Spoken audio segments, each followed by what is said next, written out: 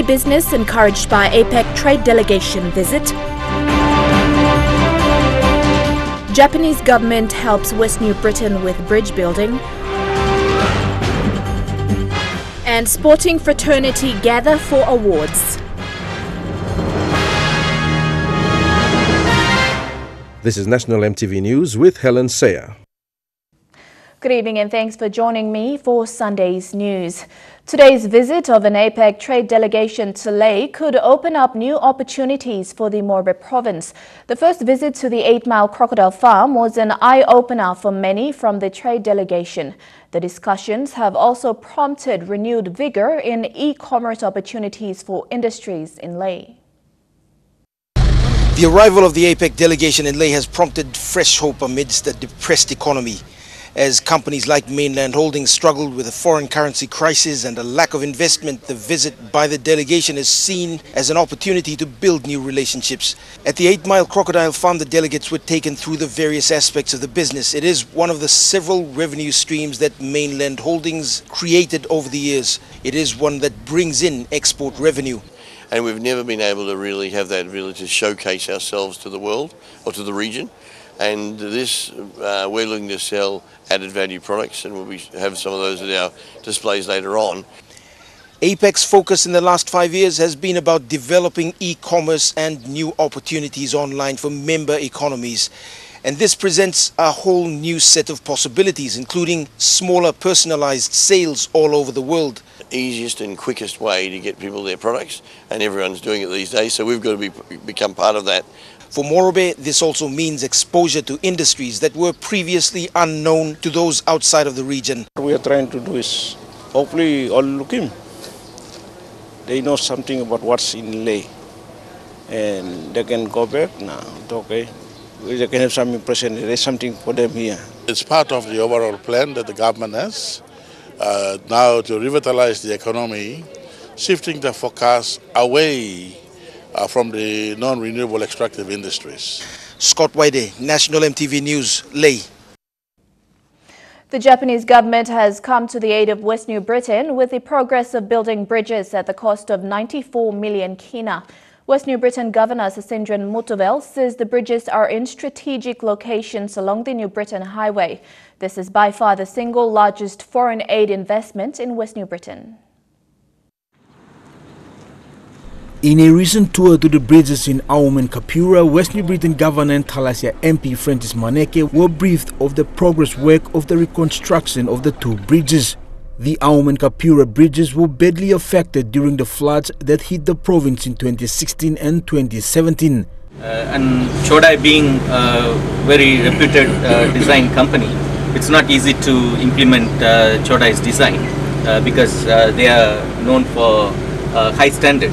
And I thank Dai Nippon to implement that Chodai's design and to deliver one of the state-of-the-art bridges. All major materials have been shipped into the province and transported to project locations. Assembling and reconstruction by engineers and contractors have begun.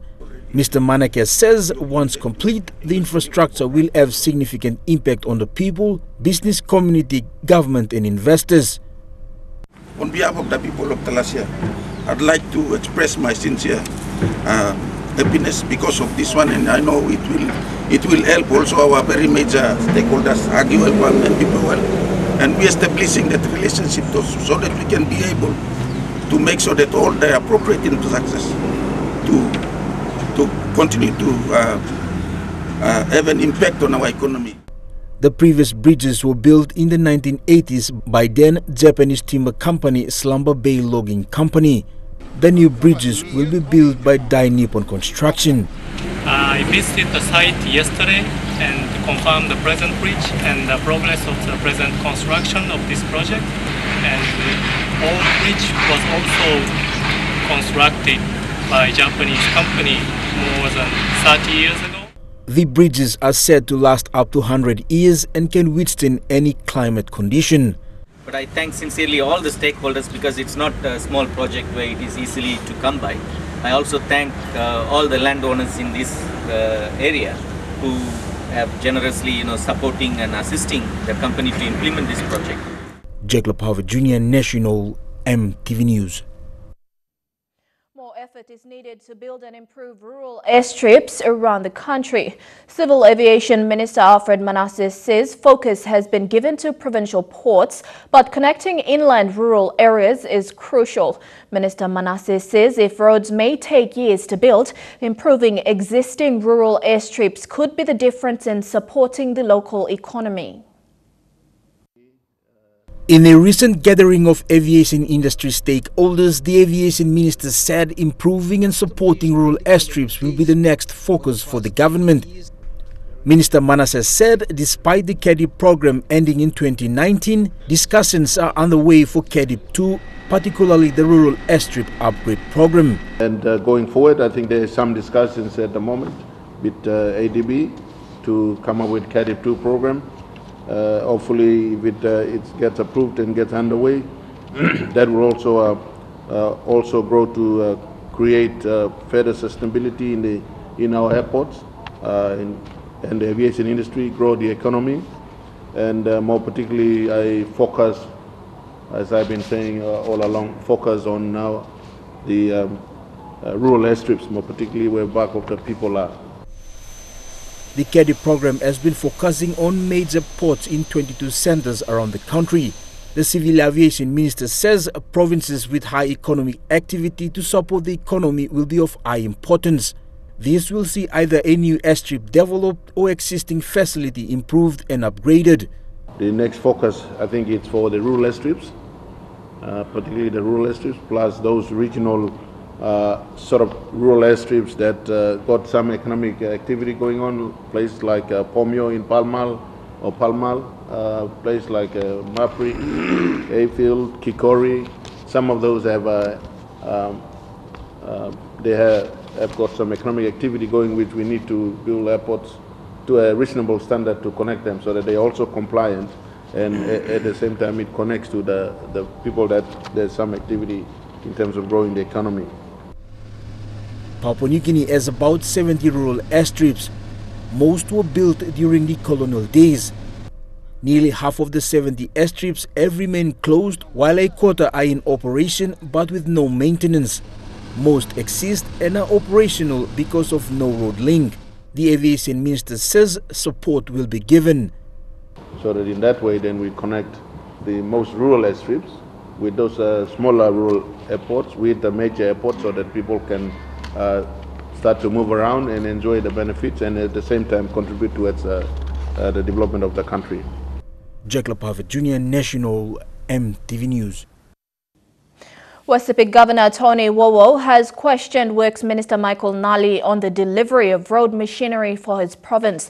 The governor said he was promised 6 machines last year but has not received any to date. People are questioning. Late last year, the Japanese government donated 15 machines worth over 7 million kina to the Works Department. Japanese government, they donate him. Especially all the equipment only donate him along all provinces where is facing plenty disaster.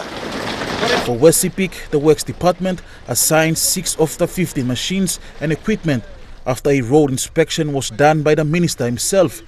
The machines were to provide access for road commuters between Wewak and Vanimo, as most of the highways bridges had been washed away. In fact, the Parliament you've been announcing too. And yet to date, we are still waiting. And need longer Japanese donation for machine. When will you give us that machine? Those equipments will be returned. The minister in response said the delay in the delivery of these machines was the 7.5 magnitude earthquake earlier this year. Because of the disasters, all the equipment have been taken up to the islands to attend to the disaster. Minister Nali assured Governor Wowo that the machines will be delivered once restoration programs in the highlands are complete. Those equipments will be returned, and I will make it my business to make sure that all equipment where Japanese government here making long Kamlo province blow you back. Thank you. Stanley Ove Jr., National MTV News. Concerned customary landowners in Vanimo Green River district of West Sepik province are alleging that their land rights have been exploited by a foreign developing company who originally signed a project agreement under SABL leases with customary landowners.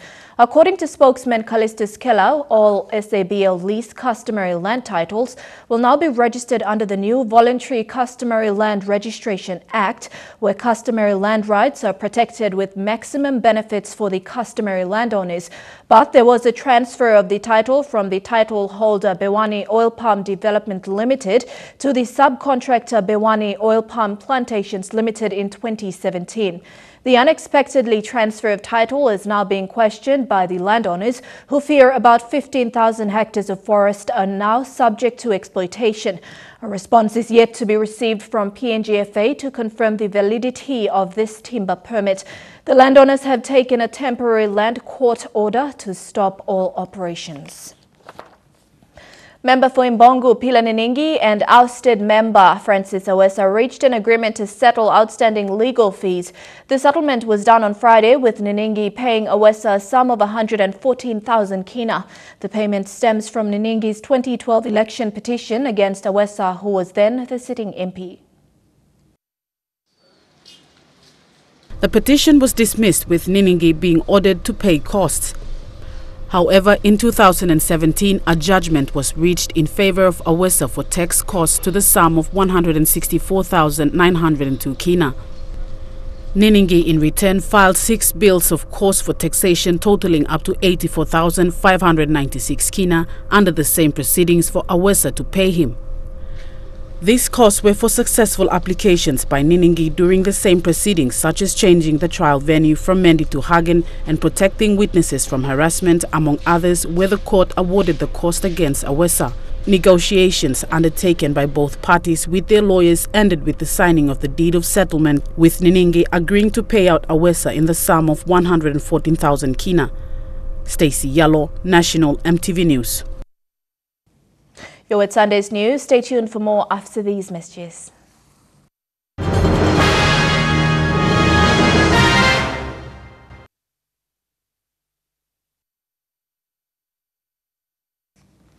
Welcome back. Health Secretary Pasco Kase has expressed alarm and concern over the assault of Dr. Dean Wahembari, a specialist ear, nose and throat doctor at the Port Moresby General Hospital. Mr. Kase said he did not want to reflect on the incident as it is under police investigation. However, he appealed to the wider community to respect health workers because they play a vital role in saving people's lives. Kase stressed that it is important that Papua New Guineans treat members of the health system with respect and courtesy. Member for Maprik John Simon in Parliament this week said he is deeply concerned that cash crops in his district are at the mercy of any disease that may come from across the unprotected border. The Maprik MP questioned Intergovernment Relations Minister Kevin Isifu on biosecurity at the border and other developments. Member for Maprik John Simon said he was astounded by how PNG-Indo border was being run. I found out at the border. One, there is no water at the border post. No water, totally no water, no power, no electricity, no toilet, not even a public toilet on our side of the border. And I have to, if I have to use the toilet, the water was patched from the Indonesian side. They bring him to particular toilet. Maprik MP went on to question the Minister for Intergovernment Relations, Kevin Isifu, on what the government's plans was for the border in terms of biosecurity and security as a whole. If you have visited our border, we do not have a surveillance camera or some kind of equipment to work the border. This is the border post. I mean, look totally also one black in remote government patrol post where he closed down and stuff. We have problems with Coco Port Bora. This Newcastle disease and start to have come. And there are more coming. Truckloads are coming to our country because we do not have control over our border. Me go sit down, look, about 2 hours I spent sitting there and wondering what will happen. So the vanilla na coffee blong, cacao blong, maprike bagarap. The town that I am so proud of and I call a growing economy in both East and West Civics in Maprik will be gone. Because we do not have control there. The minister responded that he had visited the border and noted that it was due to mismanagement by the border authorities. All time we working visit me, plant something in stop. Especially electricity, you got problem. You got problem with water. Now me find them out of some. I think any problem where management of border development authority na contractor. All working good work long all. Na affect him this project complete good.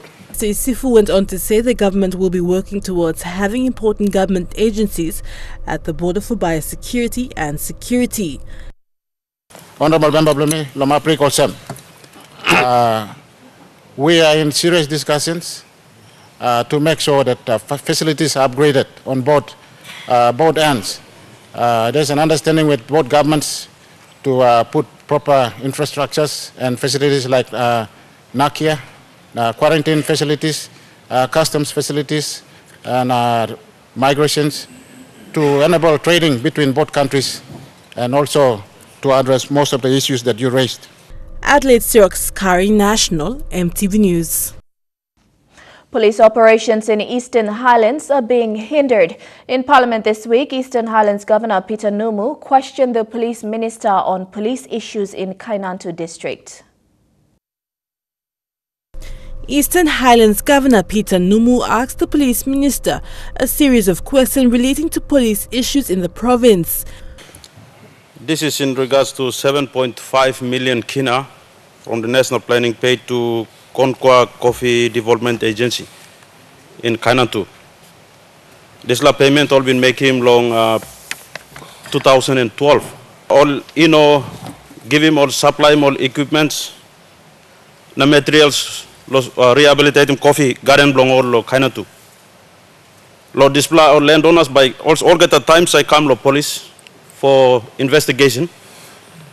Now also suppress him all. Promise him. Hope lo line blow me now is stop lo and blow police now. Now the minister responsible by now promise him all people blow me lo Eastern Highlands 7.5 million kina big lo money to mass blow coffee. Economy blow this la country too stop blow coffee. Kainantu is producing plenty coffee too. So enough by you carry him work find him out. Now support him this la police. Now me like sabe to one reason why time good la work him this la police money like work him. Station commander la work him now like transfer him and go out. Governor Numu went on to request that the minister would find out what his predecessor Robert Atiafa had done with funding given to bring peace at the infamous Barola section in Kainantu. Robert Atiafa, you plug him how much money long him? And been making work or no cut. Me like Save as the governor of province, me like Save and making one and work. Enough people carrying work, pan him out. Two lo display. Because last time told me by tupla coffin box. Na plan him tupla young man and taplo Barola lo continuous roadblock name affecting Papua New Guinea Islands Highway. His final question was on Eastern Highlands being a part of the Northern Command for Policing. Time me play go lo plenty problem lo Kainantu na come lo Eastern Highlands no got good response come from the Northern Command. Me asking minister if you can push him lo display na people past him Mr. right lo Islands region people must go back long Islands Command. The police minister responded saying the points raised were operational matters and he will speak to the police commissioner. Yeah, PSC movement blow PSC is an operational issue. I'm under commissioner. I can't promise the people of Eastern Highlands that the person will be there, but I will look into it to make sure that there's a fair judgment. With the third question about the Barola incidents and with my predecessor, we will look into this with the commissioner and we'll get back to him. If I can ask the governor to put this in writing and hand it to me after Parliament, and I can look into it. Thank you very much. Adelaide Xerox Kari National, EMTV News. UN representatives visited earthquake-affected communities in Hela, Southern Highlands and Western Province recently to see firsthand the impact of the earthquake and UN response activities in the field. Gianluca Rampolla, UN resident coordinator to PNG, along with Mr. David McLaughlin, country representative for UNICEF PNG, and Robert Decker, emergency coordinator for UN World Food Programme, met with some of the most severely affected communities to talk about their needs and also distributed food and other relief items. Mr. Rampolla said that he would like to express his solidarity with the affected communities. He said he was happy to see the UN being able to reach out and help people at this time of need. He further thanked Oil Search for their tremendous relief efforts and excellent support to the UN's humanitarian work. The topic for the 2018 NBC National Press Club in June will be earthquakes and restoration efforts to date, with special focus on the 7.5 magnitude earthquake that shook the Southern Highlands province. This was confirmed in a press club background meeting in Port Moresby on Friday.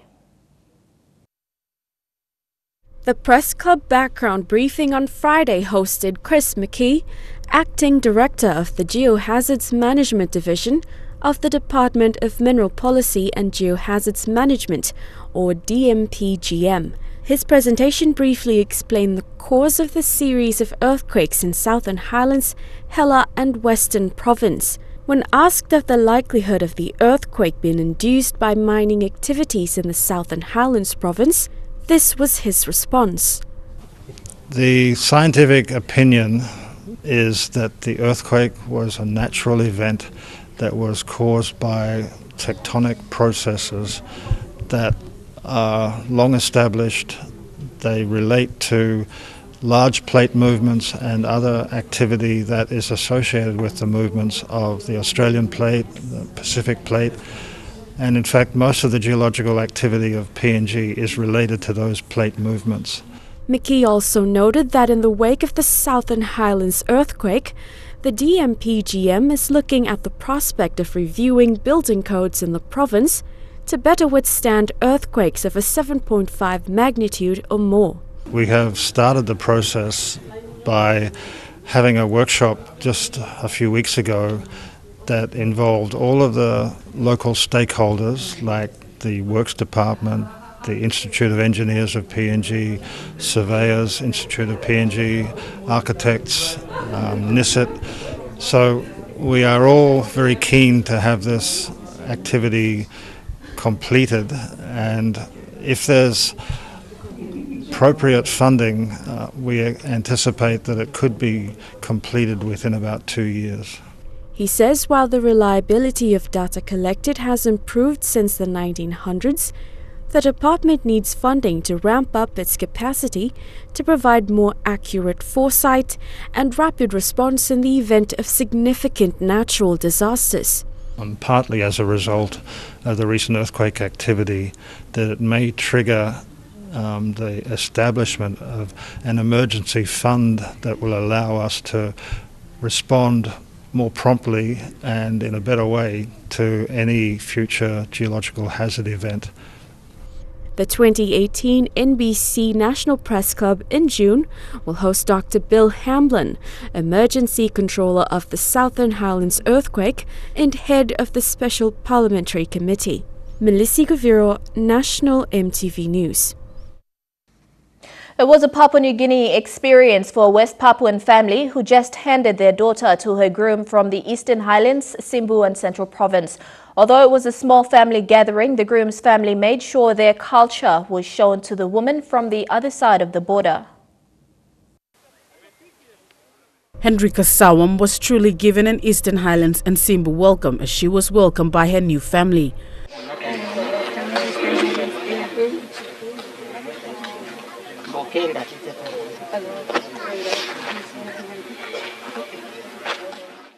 The Sawams from West Papua have been living in Papua New Guinea for a number of years and experienced firsthand the Simbu and Eastern Highlands way of bride price.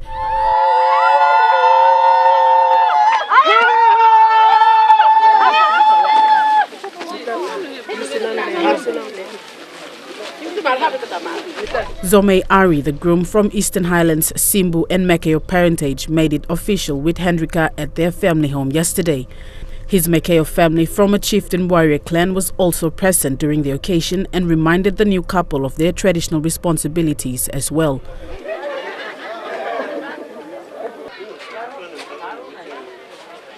The occasion was important for the groom's mother, as it was her idea for her first son to marry the traditional way. Catholic Church, they want the cultural part of it, and then you can have the church part of it. So, because I come from that background, I wanted them to go through the cultural way first, and then they can get married in the church. And then that will bind them, and they can live a long way. For the West Papuan family, seeing the different cultures displayed was an experience they will never forget. It's a good experience to see these three cultures coming together from different parts of Papua New Guinea and ourselves to mark this occasion here. And we see, and people talk about modern Papua New Guinea today, but today we can still say that culture is still very, very strong among our people. And this is one example of it that we experience today.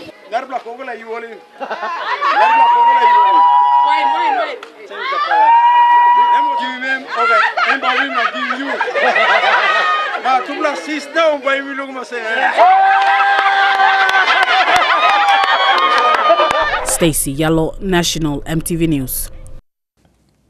9 teaching colleges across the country received a boost to their information and communication technology departments recently. Dauli, Enga, Melanesian Nazarene, Holy Trinity, Balob, Medang, Gaulim and St. Peter's Channel Teachers College were proud beneficiaries of this upgrade, supported by the Australian government in partnership with the government of Papua New Guinea.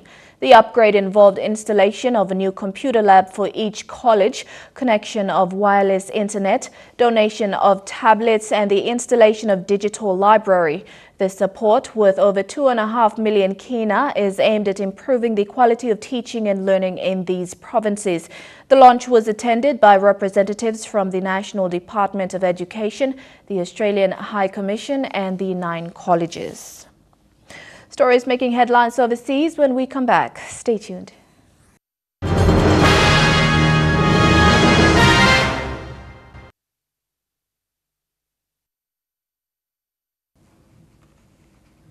Welcome back to the news. Turning overseas, a new lava flow has opened up on Hawaii's Big Island, threatening to engulf more homes.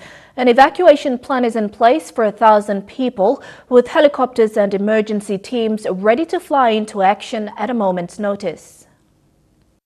Kilauea's lava flows are rapidly transforming the landscape and lives. Time-lapse video showing molten rock advancing on more homes, sparing nothing. This is about as close as we can get to it. It's so hot. It's catching all the trees on fire. You can see a fissure that has opened up back in that direction. Researchers using heat-sensing drones are monitoring cracks and heat near a highway, the only escape route for about 1,000 residents. If it's cut off, that would trigger a massive helicopter evacuation. In some neighborhoods, those cracks are gargantuan. Well, you can't really see the bottom of it. It's at least 40, 50, maybe even 60 feet deep. Runs all the way over here. And take a look at this. This house, completely gutted. Noah Friend built this home with his father. I wanted to pass it down to my kids, but it's not possible. A heroic science teacher has stopped what could have been America's latest school massacre. A young student opened fire in his middle school in Indiana, wounding a classmate and a teacher, who then tackled him to the ground. Students running for safety, distraught parents embracing their children after yet another school shooting. But this time, the quick-thinking actions of a teacher may have stopped it from becoming a massacre. Oh, yes, active shooter, Hillsville West Middle School. The moment of terror unfolding at 9:06 this morning in a 7th grade classroom at this middle school in Noblesville, Indiana. Authorities say students were taking a test when a male student asked to be excused. He left the classroom, He then returned armed with 2 handguns. The gunman opening fire, hitting a student and a teacher. But that teacher, Jason Seaman, according to students inside the classroom, may have saved their lives, launching a basketball at the gunman to distract him and then charging. After like 3 seconds or so, he just started shooting. Mr. Seaman immediately was like yelling and running like right at him and tackled him straight to the ground. That injured teacher then directing students to run for help. We're trying to get through things. Authorities swarming the scene, students escorted on buses out to safety. I do see heavily armed officers there protecting them, walking them out. You see some kids running there. I'm sure this is terrifying. That teacher and student rushed to hospitals tonight where they're being treated. This shooting coming just a week after 10 were gunned down in a Texas high school, something not lost on Kaylee Osborne, whose dad raced to the school moments after the shooting. It could have been us, and it basically was, and it just needs to stop. A 20-year-old illegal immigrant has been shot dead. Claudia Gomez was killed near the Mexican border as she traveled to the States to find work to pay for her education.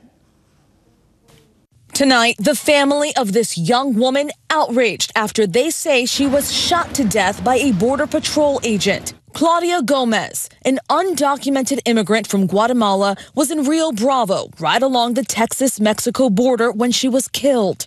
A woman nearby capturing Gomez's last moments on camera. ¿Por qué le tiró a la muchacha? La mataste. Shouting in Spanish, asking why the young woman was shot in the head. That same witness told the New York Times that as 3 more people were arrested, she heard one officer say, "See what happens? This is what happens with you people." Gomez's family pleading at a press conference Friday to stop treating immigrants, quote, like animals. Her brother-in-law now pleading for justice. The U.S. Border Patrol first said on Wednesday an agent opened fire after being attacked by a group armed with blunt objects. But a new statement issued Friday made no mention of weapons and says the group rushed the officer instead. Trukai Sports is next. We have some updates from last night's SB Sports Awards. Don't go away.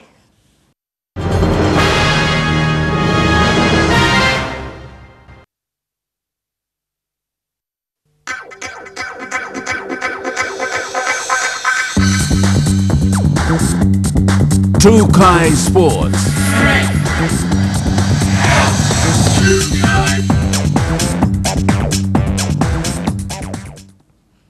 Welcome to Trukai Sports. The 26th SB Sports Awards was held last night here in Port Moresby and saw some of PNG's elite athletes and officials come together. This event recognizes sporting achievements nationally and internationally and once more served its purpose as it highlighted some of PNG's best sporting moments in 2017. Dressed in the finest tropical outfits and entering the Crown Plaza Ballroom last night were PNG's very own sportsmen and women. The only one was going to walk away a winner for each of the 11 categories. It was already an achievement to make the finalists in each category. Please put your hands together for all our finalists. But just to be nominated for this, I think, is a major win in itself. The South Pacific Brewery takes great pride in its sponsorship of sport over the years. We do it for the reason that it's great for the community. We're able to do it. Special guest and Australian aerial skiing great Jackie Cooper addressed the sports personalities in attendance. With a 5th, and I'm telling you, the night before the Olympic Games, if someone had told me what would I feel like ending a career with a 5th place, knowing that I've got world records and 24 other wins, I'd be devastated. But what I learnt in the final moments of my very, very long career are the most important things. That 5th place to me is my greatest performance of all time. My greatest. Without a doubt, my greatest. And I think it's important for everyone to know, because I know not everyone here tonight's going to win, you know, and maybe not next year, maybe not ever. But the most important part of any performance is your absolute effort. It is your effort, and that is why you're here, and that is what should be celebrated in sport yesterday, today and tomorrow. Where there is great effort, there are great performances. I lived my career with a champion attitude. I live it now with a champion attitude, because when you have champion attitude, you'll always get champion results. Meanwhile, there were a number of international performances that moved the country in 2017. Though for a rugby league mad nation, it was the premiership win of the Queensland Intra-Super Cup last year, and even the Rugby League World Cup that restored the very essence of PNG pride.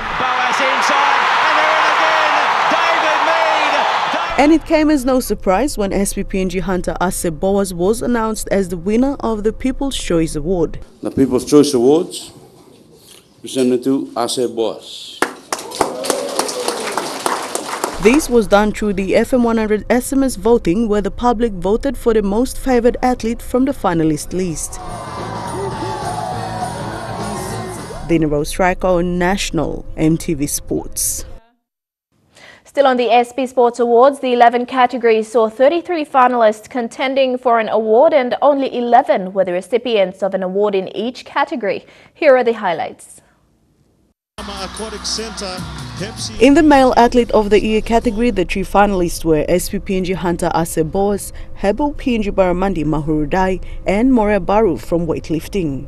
With that, 2018 Sports Award, Male Athlete of the Year goes to Rugby League, Ase Boas. And in the Female Athlete of the Year category, the contenders were weightlifter Dikatoa, triathlons Rachel Siperi James, and PNG International Tennis Pro Abigail Tere Abisa. Ladies and gentlemen, the winner of the 2018 SP Sports Awards, Female Athlete of the Year in weightlifting, Dikatoa. The Under-19 Garmuts, SPPNG Hunters and the PNG Mosquitoes contended for the Team of the Year category. And the winner of Team of the Year is the SPPNG Hunters.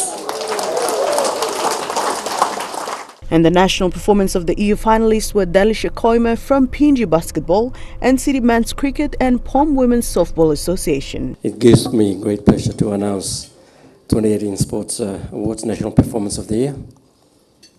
It goes to softball, POM Women's Softball Team. In the Community Sports of the Year category, the 2018 Sports Award Community Sports Initiative Award goes to surfing. Pink nose, school number, surf program. Well done, Surfing PNG. You've come a long way, so a well-deserved prize. The Westpac Junior Male Athlete of the Year category. Tonight I award the Westpac Junior Male Athlete of the Year. And tonight's winner is Hiwego Paul Oea. The Westpac Junior Female Athlete of the Year category. So, Westpac Junior Female Athlete of the Year goes to Violet Apisa. In the Sportsperson with a Disability of the Year category. And the winner for the 2018 SP Sports Award, Best Sportsperson with a Disability in Table Tennis is Vero Nimi. The OSEP Sports Official of the Year category. And the winner for the OSEP, Oceania Sports Education Program, Sports Official of the Year, Michael Marum. Congratulations. The Sports Photo of the Year category. And without too much further ado, congratulations to Troy Taulea. And the Sports Media of the Year saw FM100 Sports Breakfast, MTV's Godwin Aki and the National in contention. And congratulations to the FM100 Sports Breakfast Show. Dina Rose Striker, National MTV Sports. Stay tuned for more sporting action coming up next in Trukai Sports.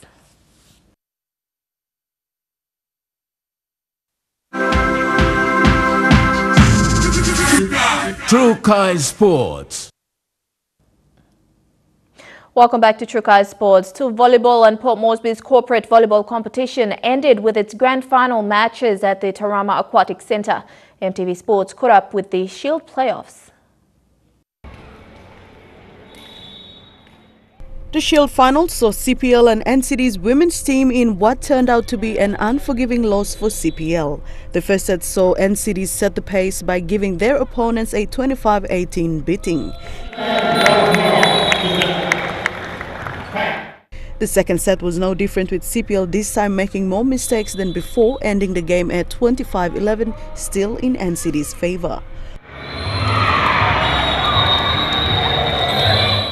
For a team that has displayed strong performances throughout the season, this final match was CPL's weakest performance yet, when NCD went on to win 25-10, recording a 3-0 scoreline. Meanwhile, NSC Jets proved too strong for BSP in the Men's Shield Finals.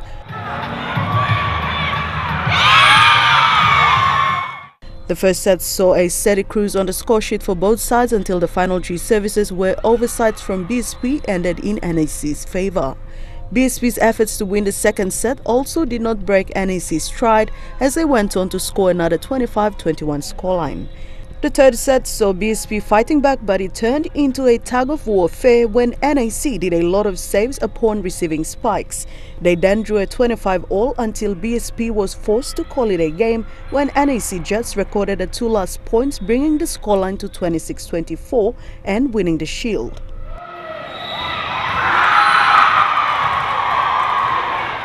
Dinero Straco, National EMTV Sports.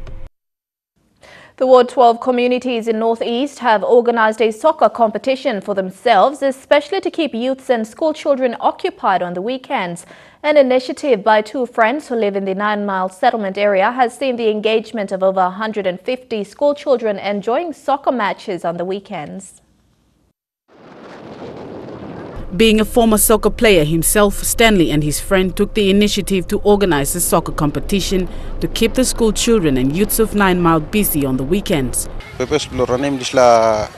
Sports, community mi plus problem, igat underage boys, peer influence, going to alcohol, drugs, so as a young man, me the weekend competition, which has just started, has seen 24 teams already registered for different divisions of under 12, 15 and under 20s.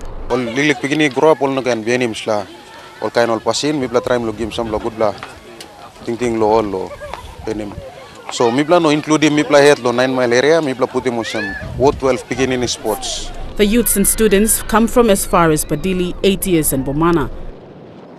Seeing the enthusiasm of the children and the youths, Stanley says he hopes to train the children to participate in proper competitions. However, they also need support from local communities, business houses and their leaders as well. So far now, got 24 teams, all clubs. Which within that all clubs, you got all 6 teams inside. Under 12, we got both male and female. Under 15, male and female. Under 20, male and female. So now that's the first proposition we will start this week. Stacey Yellow, National EMTV Sports. And to NRL, the New Zealand Warriors' early season heroics are fading fast after another hiding at home, this time by the South Sydney Rabbitohs. The Warriors opened the scoring, but that's the best fans saw, with the Rabbitohs steamrolling the Auckland outfit to bump them out of the top 3. South Burgess brothers causing the most damage in their 30-10 victory. They might not need another 5. Oh, that's a try by Tom Burgess, and that will feel good. His twin scored an identical try. A bye can't come soon enough for the Warriors as they figure out how to stop opposition forwards and regain consistency. You know, we've had some pretty significant changes in the team over the course of the last, 6 weeks. So, and that's not an excuse, but that has an effect. Meanwhile, the Penrith Panthers have jumped to top spot in the NRL for the first time this season on points difference after they slayed St George Illawarra with an impressive 28-2 victory. And that ends Trukai Sports. Stay tuned for weather up next. Trukai Sports.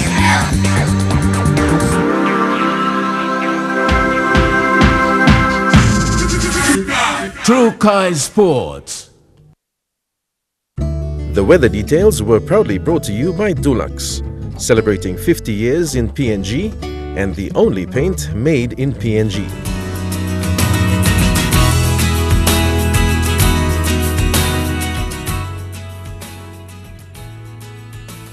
Taking a look at the weather forecast for tonight and tomorrow in the southern region only.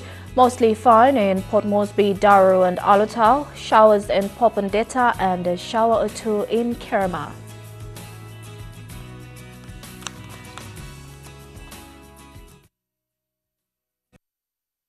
The weather details were proudly brought to you by Dulux, celebrating 50 years in PNG and the only paint made in PNG.